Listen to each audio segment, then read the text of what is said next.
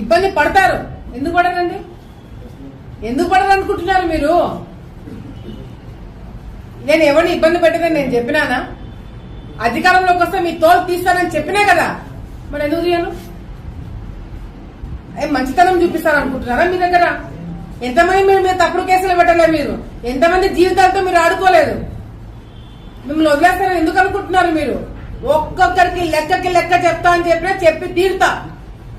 నేను ఎవరి మీద నేను ఇది చేయను, నేను అన్ని మంచి పద్ధతిలో పోతాను, నేను చాలా మంచిదాన్ని దయచేసి అనుకోకండి. మీరు తప్పు చేసింటే భయపడండి, తప్పు చేయకపోతే ప్రశాంతంగా ఉండండి. డెఫినెట్ గా నాకు రెడ్ బుక్ ఉంది.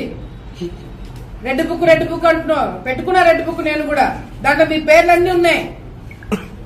నా వల్ల నేను ఓపెన్ గా ప్రెస్ ముందర చెప్తున్నా, నా వల్ల 100 మంది లిస్ట్ రాసి పెట్టుకున్నా. ఇంకా 2-3 పాపమని తీసేస్తున్నాను కానీ 100 మంది నా వల్ల ఇబ్బంది పడబోతున్నారు. ఓపెన్ గా చెప్తున్నాను.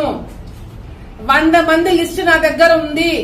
ఆ 100 మందిని ఇబ్బంది పెట్టబోతున్నాను. అంటే ఇబ్బంది పెట్టబోతున్నాను అంటే కట్ట తీసుకొని కొడతానో చంపుతానో అట్లా ఇబ్బంది కాదు. అట్లా భయపడకండి. లీగల్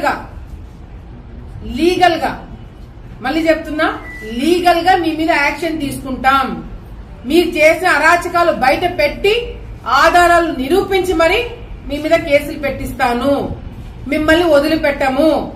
ఎందుకంటే ఆలగడ్డ రాజకీయాలు నాశనం లేపింది మీరు కాబట్టి మీకు శిక్ష పడబోతుంది. మీరు జాగ్రత్తగా ఉండండి అని నేనే చెప్తున్నా.